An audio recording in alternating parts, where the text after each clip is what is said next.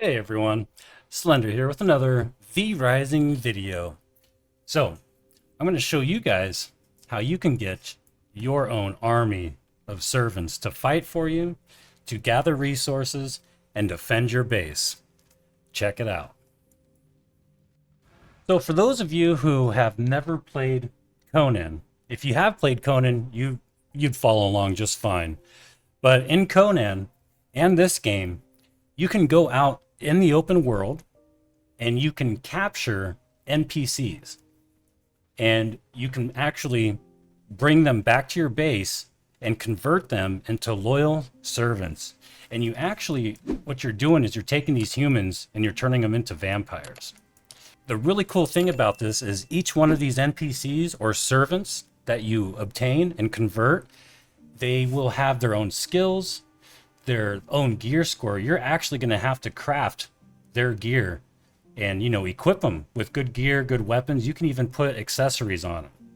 And just like your own character, each one of these pieces of gear are going to contribute to their overall gear level. It's actually really, really cool and a lot more in depth than I thought it would be. They also have their own inventory.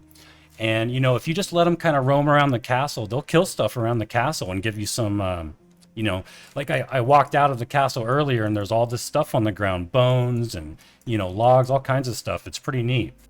So other than having, some personal bodyguards for your castle and guys roaming around, killing stuff randomly and getting you some loot, one of the main purposes for these servants is sending them out on missions. Now, if you've ever played World of Warcraft, or I think No Man's Sky had a system like this too, and maybe a couple other games, once you make a castle throne, you can pull up a map and it's going to have all these different, highlighted areas where you can actually send your servants out on missions.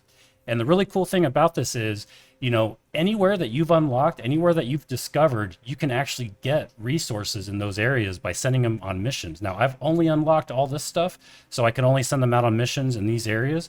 But check it out. If you're looking for iron ore, you can send them out on this mission for iron ore. If you want some bone, there's some bone there too. If you're looking for copper or cotton or whatever you want, you can actually have these guys go and run these missions while you're offline. It's a really neat thing. And if you want to send them on a short mission, if you're going to be online for a few hours and you want to send them on a short mission, you can adjust that. You can send them out on long missions, for when you go to bed or when you go to work. You can put them on like a 12 or 24-hour mission and get even more stuff. So that's one of the main purposes of having these servers. And we'll take a deeper look into that in just a second. Now, the other thing that you're going to need to get these missions going, once you hit a certain point of progression, it's going to actually tell you up here that you need to get your castle throne and interact with it. So you're going to need both the castle throne and your servant coffins. What you're going to need is 24 stone bricks, 16 iron ingots, and 4 greater blood essence. Of course, the greater blood essence is the only thing that's really difficult to get. Iron ingots, you can go get iron by, pulling up the map and just looking for the any place that have iron. The haunted iron mine's a really good spot. That's where I got most of mine. And I just load up. But the blood essence, that's always going to be the choke point, or the bottleneck, I should say. And once you get enough, it's definitely worth getting the castle throne and your coffins, because this whole system is going to be a lot of fun and a great way to just maximize your efficiency and farm, while you're offline. So after you're done with the castle throne, you're also going to have to make these servant coffins. Now, I can only have 5 at this time because my castle's level 2. I'm pretty sure you're going to have more as you upgrade the castle, just like everything else. But for now, I just have 5 and I'm taking full advantage. So for the coffins themselves, you're going to need 16 planks, no problem. 8 copper ingots, no problem. And of course, greater blood essence. And again, that's the hardest part, is getting these damn greater blood essence. It's actually really tough. So there's a couple things that you can do here. So one way is to get the unsullied hearts. The unsullied hearts are, the tough ones to get. They're pretty rare. You're going to get those from higher level mobs and V blood bosses. So that's one great way to get them, is just go to a higher level area or just start tracking down different V blood bosses and you'll get some. And it's going to take 4 of them to make 1 greater blood essence. Or if you have the matching floor and all the perks, from building your castle right, then it's only going to take 3, because I got a 25% reduction in materials because I have a matching floor. So by matching floor, I mean this, the blood press requires an alchemy floor, and that's what I have down here. And when you go to your castle and you go to floors, you can actually choose different types of flooring. You've got workshop, forge, alchemy, tailors, library. So if you match it up with the correct one, you get a bonus. And then you also get a bonus on how fast you can craft and, you know, refine stuff if it's in a confined room, meaning you have your walls, you have a floor, and, you know, everything's enclosed. And it will actually put a roof on here, and it'll give you that extra bonus.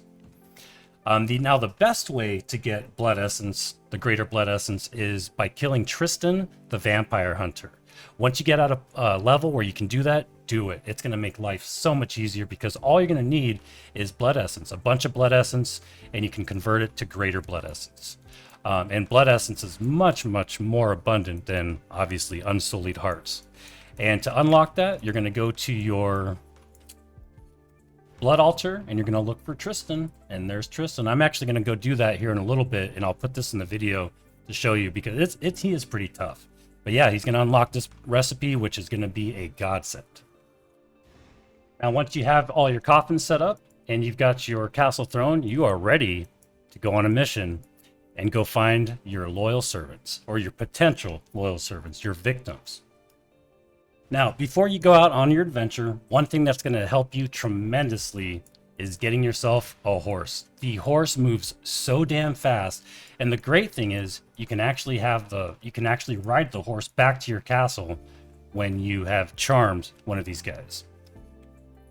Now, to find yourself a horse, and trust me, you want multiple horses. These horses move so fast and they're so helpful, and you can even attack while on the horse. There's mounted combat, which is really, really cool. But horses will get you around this world really fast, and thank God you can use them to bring back the servants. Now, you can find horses by just opening the map, and any little green horseshoe means there's, you know, that's like one of your horses or one of your friend's horses. But you can highlight the different areas, and just like it shows you what kind of loot you can get there, it will actually show you if there's any horses in that area, like right here on this farm. They've got wool thread, sunflower, and horses. And it's really easy. All you do is you just go up there, you hop on the horse, and you're good to go. And you could, whenever, you know, you're not using the horse, or you know, if you want to teleport, you can actually teleport with your horse from the different waypoints, which is also really nice. So once you have your horse, hop on, and you can hit spacebar to walk or to run really fast. And check this out, you can move so fast with these guys.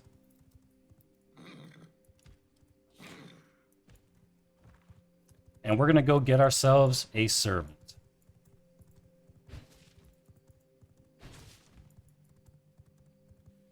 All right, so here's a couple NPCs. I'm just going to kill these ones. Or no, there's a crossbow, so we're going to get the crossbow guy. So what we're going to do is we're going to attack him until he gets low enough where you can feed off of him. And I'm just going to get rid of this extra stuff. That's one thing that's tough. You want to kind of clear out these bad guys before you start taking them over. And then we're going to switch over to Dominating Presence. We're going to hit him with this. Kiss of the Vampire, and bam. That is literally all it takes. Now, you can't change to your wolf form. It won't let you while you have somebody following you. But you can get on your horse and bring them back to your castle. And you could run fast, and they will keep up, too. That guy's just cruising. The one thing that's bad about the horse is sometimes you go so fast, and it's hard to steer sometimes. And, you know, hard to look at the map and then switch back. But anyway, you just bring them up to the castle. Now, I've just put gear on these servants that I have, like Mo and all these guys, so I'm not going to get rid of them to show you guys the interaction that you make with the coffin. But it's super, super easy. You just go up to one of the empty coffins. There's George. So while you have them following you, you just go up to the coffin and you're going to press the button that says convert. It's going to take some blood essence from you, and that's it. There's a timer. I think it's like 15 or 20 minutes or something. And then once it's done, you'll have the ability to summon your follower just like that. And we can summon all of them.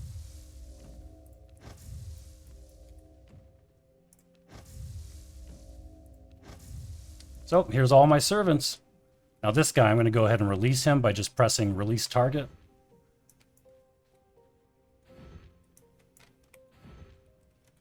Oh, I guess you have to hold it. There we go. And then once you have, like I said, once you have all 5 of them, that's what I have for right now until I upgrade my castle. I don't know if you're going to be able to have more. Again, I'm just starting to learn about the game. But yeah, once you have them converted, you can then start putting equipment on them, and that will dictate what level they are. It will show you what perks these guys have. So this guy has tracking expertise and Farmlands Hunter, Dunley Farmlands Hunter. So if there's a mission that requires those things, then they're going to do very well and be more successful in the mission. So we're going to take a closer look at, how you're going to get the most power out of your servants. And that's going to be a combination of everything. The gear score, their blood type percentage, and multiple factors. And we'll take a look at that here in a second. But you can see that the gear level's 26 because, it's taken the average gear score of everything, adding it together. But you're actually wanting to, you want to look at the power level. And the better gear you have on there, the better the power level. The better the blood percentage, the better the power level. And the more success you're going to have, overall when you send them out on missions. So there's multiple factors. It's not just the gear. You want to take a look at everything. And, don't just grab you might want to at first, just grab whatever you can just to have some fun. But really, eventually really look and try to find these good NPCs with high percentages, and stuff like that. So when looking at the mission screen, it's going to show you several things. It's going to show you what kind of loot you could possibly get. It's going to show you the difficulty level, which on this mission for Haunted Iron Mine is going to be 500. And you're also going to want to look for these 2 traits. These 2 traits are going to give you a bigger chance of success to get this mission done successfully. So if you fail the mission, your guys die and they have to be resurrected and you get no loot. If you succeed in the mission, they will actually bring loot back to your castle, and it's really, really a great way to farm while you're offline. Now, you're able to select the duration yourself. So if you want to send them on a short 2-hour mission, great. If you're going to bed, send them out on a 24-hour mission so that they'll bring back more stuff. And, while you're sleeping, you're still being productive. But if you're going to be playing, for maybe 2 or 3 hours or even longer, I would send them out on as short of missions as possible. And, just keep on going. After they come back after 2 hours, send them on another mission. Also, when you have multiple servants, you're going to get a party bonus of 25%. So it's just going to give you a bigger, success rate. And of course, you want to get that success rate to 100%. And there's 3 different factors, 3 different things that are going to factor into your success rate. And that is the servant type, the servant gear that you have equipped on them, and the multiple, servant party bonus of 25%. So those are the 3 things that are going to factor into whether or not you're going to reach that 100% success rate. And when you're talking about servant types, each servant has 2 different attributes. Okay, so for example, this mission is going to require both Tenacious Strength and Dunley Farmlands Hunter. And if I look at George, these are his 2 attributes, Military Tactics and Farmlands Hunter. So he would be a good guy to put on this one because that matches up. But he doesn't have the Tenacious Strength. None of my guys do. So that's going to, doesn't mean I'm going to fail the mission, but it's not going to be as good as it would if I had a guy that had both Tenacious Strength and the Farmlands Hunter. So servants will gain area type expertise based on their blood type. So you can have a worker, warriors, scholars, brutes, or rogues. Rogues are good at tracking, brutes have tenacious, scholars have sacred, warriors have military, and workers have settlement. These are the different types of expertise. So if you're sending them on a mission to one of the armories, you're going to want to have a militant attribute. Just like this guy right here with the military tactics. So I would suggest when you're looking for servants, find servants. Don't do what I did. Don't get a bunch of, rogue guys. Get a mixture so that you'll have enough to fill these requirements and get the best success chance that you can. So what I'm going to be doing is I'm going to be looking for, I might grab maybe another military guy. I'm going to look for some tenacious guys. You want to, like I said, you want to get a mix of pretty much everything. And another thing that you want to look at when you're looking for your servants is the blood percentage rating. So you want to get guys that have a higher percentage, you know. So don't, if you see like if you're looking for a tracking expertise guy or a rogue, make sure it's not like a 10% or 15%. Really look for those good strong ones, because it will translate into gear efficiency. So the higher blood rating, the better gear efficiency they're going to have, and the better unit they're going to be overall. And another thing that you're going to want to look at is which zone you get them from. So they're going to be skilled in like for different zones. Like these guys are all Dunley Farmlands hunters. So I'm going to want to send these guys on those missions in that area. They're going to be good at completing missions. They're going to be more successful at completing missions where you got them from. So if you got them from the Farmlands place like I did, send them on missions over there. They're not going to do as well in other areas. Don't throw away any of your old gear. Don't salvage, or, you know, don't put them in the Devourer. You want to save a lot of that gear. Unless it's like really, really low level stuff, go ahead and salvage it. But otherwise, I would, you know, keep a lot of that old gear. Don't throw it away. You can always put it on the servants. So all that old gear can come in handy. Do not destroy it all, again, unless it's really low level. Save all that good stuff, because you're going to be putting it on your servants, and it's going to make them a lot stronger. Now, the gear score of the items you give them is, I think it's only going to make up like around a third of their total, you know, their total expertise level. So it takes into account the blood type and the gear that you're going to be equipping them with. And then the final thing I want to talk about is the chance of injury. All right, so you've got a 30% chance of injury here, and you can actually click on your servants to see if they have any injuries. Like this person is normal, no injuries. And when they get done with missions, they're going to have a chance of injury for like the next 60 minutes. So you want to keep them in the castle for at least an hour before you send them on their next mission, or you're going to have a higher chance of injury. But even if they do have an injury, you know, you could still send them out on missions. As long as it's successful, you should be okay. I'm going to have to play around with that and find out a little bit more. All right, so now that we're done explaining that, and sorry about the long video. It's just, you know, it's a lot of information. It's a lot more in depth than I thought it would be. So I hope this helps. And if it does, hit that subscribe button, hit that bell notification icon, and leave a comment, you know, if you guys have any questions. So let's go ahead and sign up for our first mission. All right, so we're going to send them over to the Bandit Stronghold. I want to get some whetstones. I want to get some paper. So we're going to put George on it, because George has military tactics, and that's going to help this mission significantly. Even though it's got a 400, you know, difficulty level or whatever you want to call it, and George only has 309, he does have the military tactics, so it's going to help a lot. It's actually going to reduce the difficulty by 100, and George is at 309, so he could probably manhandle this mission by himself. So let's see if it drops it down. It does. So 300. And just in case, we're going to put some more guys there. And yeah, we've got 100% success rate. So we're going to put them on a short mission. So hopefully we'll get some whetstone. 64 to 79 whetstone. Look at that. So let's go ahead and get started.